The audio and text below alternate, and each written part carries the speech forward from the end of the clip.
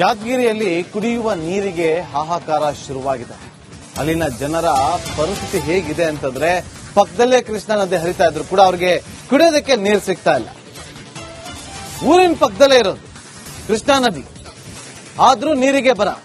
ವಡಿಗೇರ ತಾಲೂಕಿನ ಐಕೂರು ಗ್ರಾಮಸ್ಥರಿಗೆ ಸಂಕಟ ಎದುರಾಗಿದೆ. ದೃಶ್ಯಗಳಲ್ಲಿ ಕೂಡ ಗಮನಿಸ್ತಾ ಇದ್ದೀವಿ. ಬಿಂದಿಗೆಗಳನ್ನ ಇಟ್ಟುಕೊಂಡು ಅಲ್ಲಿ ಮನೆ ಮಕ್ಕಳು ಹೆಂಗಸರು ಎಲ್ಲರೂ ಕೂಡ ಯಾವ ರೀತಿಯಾಗಿ ಕಷ್ಟವನ್ನ ಪಡ್ತಿದ್ದಾರೆ ಅಂತೇಳಿ. ಕಾರಣ ಪಕ್ಕದಲ್ಲೇ ಕೃಷ್ಣಾ ನದಿ ಹರಿಯುತ್ತೆ, ಆದ್ರೂ ಕೂಡ ಇವರಿಗೆ ಕುಡಿಯೋದಕ್ಕೆ ನೀರು ಸಿಗ್ತಾ ಇಲ್ಲ. ಕುಡಿಯುವ ನೀರನ್ನ ತರೋದಕ್ಕೆ ಪಕ್ಕದ ಹಳ್ಳಿಗಳಿಗೆ ಹೋಗುವ ಪರಿಸ್ಥಿತಿ ನಿರ್ಮಾಣ ಆಗಿದೆ.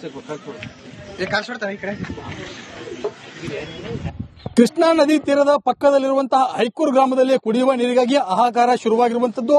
ಏನು ಸುಮಾರು ಮಳೆಗಾಲದಲ್ಲಿ ಪ್ರವಾಹವನ್ನು ಎದುರಿಸುವಂತಹ ಈ ಗ್ರಾಮದಲ್ಲಿ ಬೇಸಿಗೆ ಆರಂಭವಾಗ್ತಿರುವಂತೆ ಕುಡಿಯುವ ನೀರಿಗಾಗಿ ಹಾಹಾಕಾರ ಶುರುವಾಗಿರುವಂತದ್ದು. ಯಾಕಂತಂದ್ರೆ ಇಲ್ಲಿರುವಂತಹ ಅಧಿಕಾರಿಗಳ ಎಡವಟ್ಟು ಮತ್ತು ನಿರ್ಲಕ್ಷ್ಯದಿಂದ ಅಂತ ಹೇಳಬೇಕಾಗುತ್ತೆ. ಯಾಕಂದ್ರೆ ಲಕ್ಷಾಂತರ ರೂಪಾಯಿ ಖರ್ಚು ಮಾಡಿ ಕಟ್ಟಿರುವಂತಹ ಏನೋ ಈಗಾಗಲೇನೋ ಆರೋ ಪ್ಲಾಂಟ್ ಕೆಟ್ಟು ನಿಂತಿರುವುದನ್ನು ನಾನು ನಿಮಗೆ ತೋರಿಸ್ತಾ ಹೋಗ್ತೀನಿ. ನೀವು ನೋಡ್ತಾ ಇರಬಹುದು ಇಲ್ಲಿ ಯಾವ ರೀತಿಯಾಗಿ ಈ ಒಂದು ಫಿಲ್ಟರ್ ಬೆಡ್ ಗಳನ್ನ ಏನೋ ಹಾಳು ಮಾಡಿದ್ದಾರೆ ಅನ್ನುವಂಥದ್ದು ನೀವು ನೋಡ್ತಾ ಇರಬಹುದು. ಯಾಕಂದ್ರೆ ಇಲ್ಲಿ ವ್ಯವಸ್ಥಿತವಾಗಿ ಒಂದು ಟೀನ್ ಶೆಡ್ ಅನ್ನು ಹಾಕಿ ಈ ಒಂದು ಫಿಲ್ಟರ್ ಬೆಡ್ ಗಳನ್ನ ಇಡಬೇಕಾಗಿತ್ತು. ಆದ್ರೆ ಇಲ್ಲಿರುವಂತಹ ಅಧಿಕಾರಿಗಳ ನಿರ್ಲಕ್ಷ್ಯ ಅಂತಂದ್ರೆ ಗ್ರಾಮ ಪಂಚಾಯತ್ ಪಿಡಿಒಗಳಾಗಿರ್ಬೋದು, ತಾಲೂಕ್ ಪಂಚಾಯತ್ ಇಒ ಆಗಿರ್ಬೋದು, ಮತ್ತೆ ಇಲ್ಲಿರುವಂತಹ ಕೆಲವೊಂದಿಷ್ಟು ಅಧಿಕಾರಿಗಳ ನಿರ್ಲಕ್ಷ್ಯದಿಂದಾಗಿ ಈ ರೀತಿಯಾಗಿ ನೋಡ್ತಾ ಇರಬಹುದು ನೀವು. ತಟ್ಟನ್ನ ಹೊಚ್ಚೋ ಮೂಲಕ ಅಂತಂದ್ರೆ ಈ ರೀತಿ ತಟ್ಟನ್ನ ಹೊಚ್ಚಿ ಆ ಒಂದು ಇದನ್ನ ಇಡುವಂತ ಕೆಲಸಗಳು ನೀವು ನೋಡ್ತಾ ಇರಬಹುದು. ಯಾವ ರೀತಿ ಅಂತಂದ್ರೆ ಈಗ ನೋಡ್ರಿ, ಈಗ ಈ ಒಂದು ಮಷಿನ್ ಮೂಲಕ ನೀರು ಬಿಡಬೇಕಾಗಿತ್ತು. ಆದ್ರೆ ಆ ಮಷಿನ್ಗಳು ಸಂಪೂರ್ಣವಾಗಿ ಹಾಳಾಗಿ ಹೋಗಿರೋದ್ರಿಂದ ಈ ರೀತಿ ಮುಚ್ಚಿಡುವಂತ ಕೆಲಸ ಆಗ್ತಿರೋದ್ರಿಂದ ಈಗಾಗಲೇ ಬಿಸಿಲು ಕೂಡ ಈ ಒಂದು ಭಾಗದಲ್ಲಿ ಹೆಚ್ಚಾಗಿರೋದ್ರಿಂದ ನೋಡಿ ಈ ರೀತಿ ಎಲ್ಲವೂ ಮುರಿದು ಹೋಗಿದಾವೆ. ಮುರಿದು ಹೋದ್ರೂ ಕೂಡ ಸಂಬಂಧಪಟ್ಟಂತ ಅಧಿಕಾರಿಗಳು ಇದನ್ನ ದುರಸ್ತಿ ಮಾಡುವಂತ ಕೆಲಸಕ್ಕೆ ಮುಂದಾಗ್ತಿಲ್ಲ. ಇಲ್ಲಿ ನೋಡ್ತಾ ಇರಬಹುದು ನೀವು ಯಾವ ರೀತಿ ಮೀಟರ್ ರೀಡಿಂಗ್ ಆಗಿರ್ಬೋದು ಎಲ್ಲವೂ ಮುರಿದು ಹೋಗಿ ಈ ರೀತಿ ವೈರ್ಗಳು ಸಹ ಈಗ ಅಲ್ಲಲ್ಲಿ ಜ್ಯೋತಿ ಬಿದ್ದಿರುವಂತಹ ವೈರ್ಗಳಿದಾವೆ. ಇವೆಲ್ಲವೂ ಈ ರೀತಿ ಮುರಿದುಕೊಂಡು ಹೋದ್ರೂ ಕೂಡ ಅಧಿಕಾರಿಗಳು ಎಚ್ಚೆತ್ತುಕೊಂಡು ಇಂಥವನ್ನ ಕೆಲಸವನ್ನ ಮಾಡಿ ಗ್ರಾಮಕ್ಕೆ ಶುದ್ಧ ಕುಡಿಯುವ ನೀರನ್ನು ಕೊಡುವಂತ ಕೆಲಸಕ್ಕೆ ಮುಂದಾಗ್ತಿಲ್ಲ. ಈ ರೀತಿ ಇವುಗಳು ನೋಡ್ತಾ ಇರಬಹುದು, ಸಿಂಟ್ಯಾಕ್ಸ್ ಗಳಾಗಿರ್ಬೋದು ಎಲ್ಲವೂ ಮುರಿದು ಬಿದ್ದಿವೆ. ಮತ್ತೊಂದು ಭಾಗದಲ್ಲಿ ನೀವು ನೋಡ್ತಾ ಹೋಗೋದಾದ್ರೆ ಇಲ್ಲಿ ಈ ಒಂದು ಏನು ಫಿಲ್ಟರ್ ಬೆಡ್ಗೆ ಅಳವಡಿಸಿರುವಂತಹ ಏನು ಟೀನ್ ಶೆಡ್ ಗಳಿದಾವಲ್ಲ, ಈ ಟೀನ್ ಶೆಡ್ ಗಳೆಲ್ಲವನ್ನ ಮುರಿದು ಈ ರೀತಿ ಹಾಕಿರುವಂತದ್ದು ನೋಡ್ತಾ ಇರಬಹುದು ನೀವು. ಸಂಪೂರ್ಣವಾಗಿ ಎಲ್ಲವನ್ನ ಈ ರೀತಿ ಮುರಿದು ಹಾಕುವಂತ ಕೆಲಸಗಳು ಇಲ್ಲಿ ಆಗಿರುವಂತದ್ದು. ಇಲ್ಲಿ ಇದೆಲ್ಲವನ್ನ ಮಾತಾಡೋದಕ್ಕೆ ಕೆಲವೊಂದಿಷ್ಟು ಗ್ರಾಮಸ್ಥರಿದ್ದಾರೆ, ಅವರನ್ನು ನಾನು ಮಾತಾಡ್ತಾ ಹೋಗ್ತೀನಿ. ಸರ್, ಈಗ ಸುಮಾರು ಲಕ್ಷಾಂತರ ರೂಪಾಯಿ ಖರ್ಚು ಮಾಡಿ ಇಲ್ಲಿ ಫಿಲ್ಟರ್ ಬೆಡ್ ಆಗಿತ್ತು, ಅಧಿಕಾರಿಗಳ ನಿರ್ಲಕ್ಷ್ಯದಿಂದ ಈ ರೀತಿಯಾಗಿದೆ, ಏನು ಹೇಳ್ತೀವಿ? ಹೌದು ಸರ್, ಇದು ಏನಾಗಿದೆ ಅಂದ್ರೆ ಸಂಪೂರ್ಣ ನಮ್ಮ ಐಕೂರು ಗ್ರಾಮ ಸುಮಾರು 5,000 ಜನಸಂಖ್ಯೆ ಹೊಂದಿದ ಗ್ರಾಮ. ಇಲ್ಲಿ ವಿಶೇಷವಾಗಿ ಮೂಲಭೂತ ಸೌಲಭ್ಯಗಳು ಸಿಕ್ಕಾಪಟ್ಟೆ ಕೊರತೆ ಇದೆ. ಈಗ ಉದಾಹರಣೆ ನೀವೇ ನೋಡ್ತಿರಬಹುದು, ಸುಮಾರು ಲಕ್ಷಾಂತರ ಖರ್ಚು ಮಾಡಿ ದುಡ್ಡು ಫಿಲ್ಟರ್ ಬೆಡ್ ಇದು. ಇಲ್ಲಿ ನೋಡಿ JJM ಅಂತ ಒಂದು 3 ಕೋಟಿ ರೂಪಾಯಿ ವೆಚ್ಚದಲ್ಲಿ ಖರ್ಚು ಮಾಡಿರ್ತಕ್ಕಂಥದ್ದು. ಇನ್ನೂವರೆಗೆ ನಮ್ಮ ಗ್ರಾಮಕ್ಕೆ ಒಂದನಿ ಶುದ್ಧ ಕುಡಿಯುವ ನೀರಿಲ್ರಿ. ಈಗ ಏನಾಗ್ತದೆ, ಇಲ್ಲಿ ಬಾಜು 5 ಕಿಲೋಮೀಟರ್ ಇದೆ, ಅಲ್ಲಿ 100 ತಾಸು ಫಿಲ್ಟರ್ ನೀರು ತರಬೇಕು, ಅಲ್ಲಿಗೆ ಹೋಗಬೇಕು. ಈಗ ಉದಾಹರಣೆ ಸೈಕಲ್ ಮೋಟರ್ ಇದ್ದವರು ಹೋಗ್ತಾರೆ, ಇಲ್ಲದವರು ಇವೇ ಯಾವುದನ್ನ ಕೊಳಚೆ ನೀರುಗಳು ಕುಡ್ದ. ಯಾದಗಿರಿಯಲ್ಲಿ ಕುಡಿಯುವ ನೀರಿಗೆ ಹಾಹಾಕಾರ ಶುರುವಾಗಿದೆ. ಅಲ್ಲಿನ ಜನರ ಪರಿಸ್ಥಿತಿ ಹೇಗಿದೆ ಅಂತಂದ್ರೆ ಪಕ್ಕದಲ್ಲೇ ಕೃಷ್ಣಾ ನದಿ ಹರಿತಾ ಇದ್ರು ಕೂಡ ಅವ್ರಿಗೆ ಕುಡಿಯೋದಕ್ಕೆ ನೀರು ಸಿಗ್ತಾ ಇಲ್ಲ. ಊರಿನ ಪಕ್ಕದಲ್ಲೇ ಇರೋದು ಕೃಷ್ಣಾ ನದಿ, ಆದ್ರೂ ನೀರಿಗೆ ಬರ. ವಡಿಗೇರ ತಾಲೂಕಿನ ಐಕೂರು ಗ್ರಾಮಸ್ಥರಿಗೆ ಸಂಕಟ ಎದುರಾಗಿದೆ. ದೃಶ್ಯಗಳಲ್ಲಿ ಕೂಡ ಗಮನಿಸ್ತಾ ಇದ್ದೀವಿ. ಬಿಂದಿಗೆಗಳನ್ನ ಇಟ್ಟುಕೊಂಡು ಅಲ್ಲಿ ಮನೆ ಮಕ್ಕಳು ಹೆಂಗಸರು ಎಲ್ಲರೂ ಕೂಡ ಯಾವ ರೀತಿಯಾಗಿ ಕಷ್ಟವನ್ನ ಪಡ್ತಿದ್ದಾರೆ ಅಂತೇಳಿ.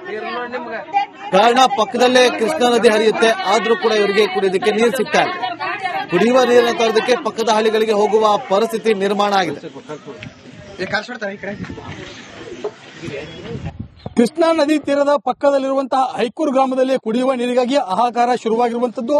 ಏನು ಸುಮಾರು ಮಳೆಗಾಲದಲ್ಲಿ ಪ್ರವಾಹವನ್ನು ಎದುರಿಸುವಂತಹ ಈ ಗ್ರಾಮದಲ್ಲಿ ಬೇಸಿಗೆ ಆರಂಭವಾಗ್ತಿರುವಂತೆ ಕುಡಿಯುವ ನೀರಿಗಾಗಿ ಹಾಹಾಕಾರ ಶುರುವಾಗಿರುವಂತದ್ದು. ಯಾಕಂತಂದ್ರೆ ಇಲ್ಲಿರುವಂತಹ ಅಧಿಕಾರಿಗಳ ಎಡವಟ್ಟು ಮತ್ತು ನಿರ್ಲಕ್ಷ್ಯದಿಂದ ಅಂತ ಹೇಳಬೇಕಾಗುತ್ತೆ. ಯಾಕಂದ್ರೆ ಲಕ್ಷಾಂತರ ರೂಪಾಯಿ ಖರ್ಚು ಮಾಡಿ ಕಟ್ಟಿರುವಂತಹ ಏನೋ ಈಗಾಗಲೇನೋ ಆರೋ ಪ್ಲಾಂಟ್ ಕೆಟ್ಟು ನಿಂತಿರುವುದನ್ನು ನಾನು ನಿಮಗೆ ತೋರಿಸ್ತಾ ಹೋಗ್ತೀನಿ. ನೀವು ನೋಡ್ತಾ ಇರಬಹುದು ಇಲ್ಲಿ ಯಾವ ರೀತಿಯಾಗಿ ಈ ಒಂದು ಫಿಲ್ಟರ್ ಬೆಡ್ ಗಳನ್ನ ಏನೋ ಹಾಳು ಮಾಡಿದ್ದಾರೆ ಅನ್ನುವಂಥದ್ದು ನೀವು ನೋಡ್ತಾ ಇರಬಹುದು. ಯಾಕಂದ್ರೆ ಇಲ್ಲಿ ವ್ಯವಸ್ಥಿತವಾಗಿ ಒಂದು ಟೀನ್ ಶೆಡ್ ಅನ್ನು ಹಾಕಿ ಈ ಒಂದು ಫಿಲ್ಟರ್ ಬೆಡ್ ಗಳನ್ನ ಇಡಬೇಕಾಗಿತ್ತು. ಆದ್ರೆ ಇಲ್ಲಿರುವಂತಹ ಅಧಿಕಾರಿಗಳ ನಿರ್ಲಕ್ಷ್ಯ ಅಂತಂದ್ರೆ ಗ್ರಾಮ ಪಂಚಾಯತ್ ಪಿಡಿಒಗಳಾಗಿರ್ಬೋದು, ತಾಲೂಕ್ ಪಂಚಾಯತ್ ಇಒ ಆಗಿರ್ಬೋದು, ಮತ್ತೆ ಇಲ್ಲಿರುವಂತಹ ಕೆಲವೊಂದಿಷ್ಟು ಅಧಿಕಾರಿಗಳ ನಿರ್ಲಕ್ಷ್ಯದಿಂದಾಗಿ ಈ ರೀತಿಯಾಗಿ ನೋಡ್ತಾ ಇರಬಹುದು ನೀವು. ತಟ್ಟನ್ನ ಹೊಚ್ಚುವ ಮೂಲಕ ಅಂತಂದ್ರೆ ಈ ರೀತಿ ತಟ್ಟನ್ನ ಹೊಚ್ಚಿ ಆ ಒಂದು ಇದನ್ನ ಇಡುವಂತ ಕೆಲಸಗಳು ನೀವು ನೋಡ್ತಾ ಇರಬಹುದು. ಯಾವ ರೀತಿ ಅಂತಂದ್ರೆ ಈಗ ನೋಡ್ರಿ, ಈಗ ಈ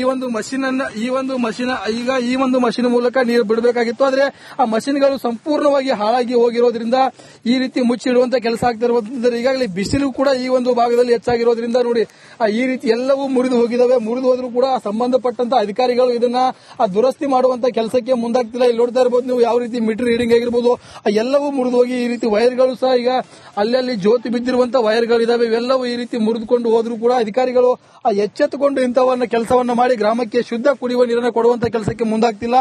ಈ ರೀತಿ ನೋಡ್ತಾ ಇರಬಹುದು, ಸಿಂಟ್ಯಾಕ್ಸ್ ಗಳಾಗಿರ್ಬೋದು ಎಲ್ಲವೂ ಮುರಿದು ಬಿದ್ದಿದೆ. ಮತ್ತೊಂದು ಭಾಗದಲ್ಲಿ ನೀವು ನೋಡ್ತಾ ಹೋಗೋದಾದ್ರೆ ಇಲ್ಲಿ ಈ ಒಂದು ಏನು ಫಿಲ್ಟರ್ ಬೆಡ್ಗೆ ಅಳವಡಿಸಿರುವಂತಹ ಏನು ಟೀನ್ ಶೆಡ್ ಗಳಿದಾವಲ್ಲ, ಈ ಟೀನ್ ಶೆಡ್ ಗಳೆಲ್ಲವನ್ನ ಮುರಿದು ಈ ರೀತಿ ಹಾಕಿರುವಂತದ್ದು ನೋಡ್ತಾ ಇರಬಹುದು ನೀವು. ಸಂಪೂರ್ಣವಾಗಿ ಎಲ್ಲವನ್ನ ಈ ರೀತಿ ಮುರಿದು ಹಾಕುವಂತ ಕೆಲಸಗಳು ಇಲ್ಲಿ ಆಗಿರುವಂತದ್ದು.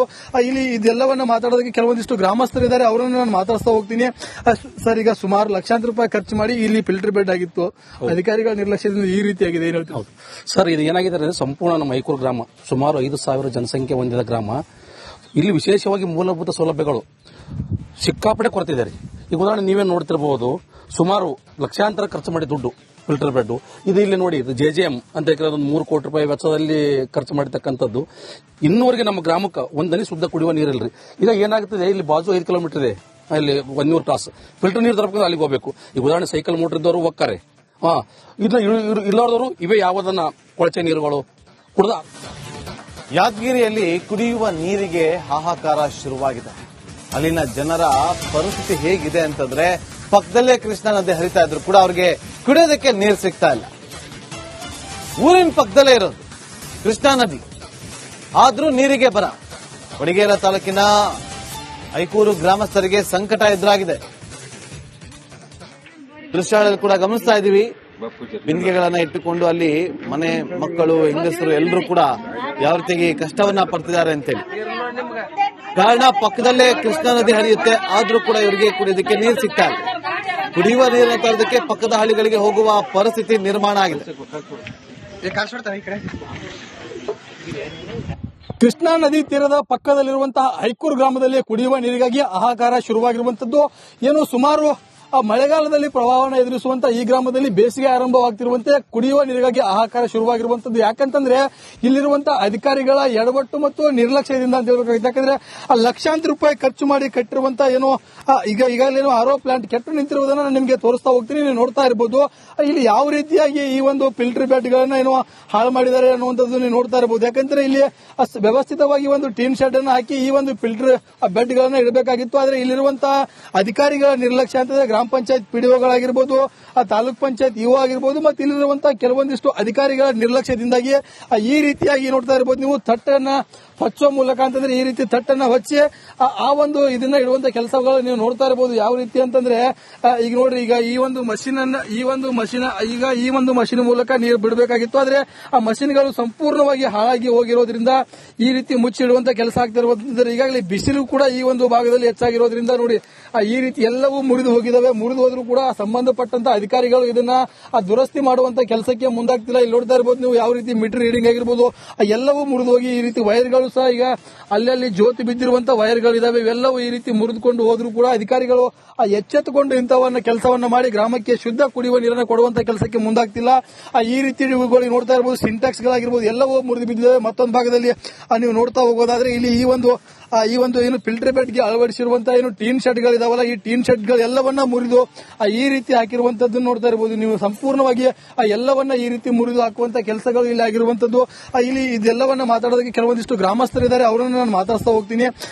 ಸರ್, ಈಗ ಸುಮಾರು ಲಕ್ಷಾಂತರ ರೂಪಾಯಿ ಖರ್ಚು ಮಾಡಿ ಇಲ್ಲಿ ಫಿಲ್ಟರ್ ಬೆಡ್ ಆಗಿತ್ತು, ಅಧಿಕಾರಿಗಳ ನಿರ್ಲಕ್ಷ್ಯದಿಂದ ಈ ರೀತಿಯಾಗಿದೆ, ಏನು ಹೇಳ್ತೀವಿ? ಸರ್, ಇದು ಏನಾಗಿದೆ ಅಂದ್ರೆ ಸಂಪೂರ್ಣ ನಮ್ಮ ಮೈಕೂರು ಗ್ರಾಮ ಸುಮಾರು 5,000 ಜನಸಂಖ್ಯೆ ಹೊಂದಿದ ಗ್ರಾಮ. ಇಲ್ಲಿ ವಿಶೇಷವಾಗಿ ಮೂಲಭೂತ ಸೌಲಭ್ಯಗಳು ಸಿಕ್ಕಾಪಟ್ಟೆ ಕೊರತೆ ಇದೆ. ಈಗ ಉದಾಹರಣೆ ನೀವೇ ನೋಡ್ತಿರಬಹುದು, ಸುಮಾರು ಲಕ್ಷಾಂತರ ಖರ್ಚು ಮಾಡಿ ದುಡ್ಡು ಫಿಲ್ಟರ್ ಬೆಡ್ ಇದು. ಇಲ್ಲಿ ನೋಡಿ, JJM ಅಂತ ಒಂದು 3 ಕೋಟಿ ರೂಪಾಯಿ ವೆಚ್ಚದಲ್ಲಿ ಖರ್ಚು ಮಾಡಿರ್ತಕ್ಕಂಥದ್ದು. ಇನ್ನೂವರೆಗೆ ನಮ್ಮ ಗ್ರಾಮಕ್ಕೆ ಒಂದನಿ ಶುದ್ಧ ಕುಡಿಯುವ ನೀರಿಲ್ರಿ. ಈಗ ಏನಾಗ್ತದೆ, ಇಲ್ಲಿ ಬಾಜು 5 ಕಿಲೋಮೀಟರ್ ಇದೆ, ಅಲ್ಲಿ 100 ತಾಸು ಫಿಲ್ಟರ್ ನೀರು ತರಬೇಕು, ಅಲ್ಲಿಗೆ ಹೋಗಬೇಕು. ಈಗ ಉದಾಹರಣೆ ಸೈಕಲ್ ಮೋಟರ್ ಇದ್ದವರು ಹೋಗ್ತಾರೆ, ಇಲ್ಲಾರ್ದವರು ಇವೇ ಯಾವುದನ್ನ ಕೊಳಚೆ ನೀರುಗಳು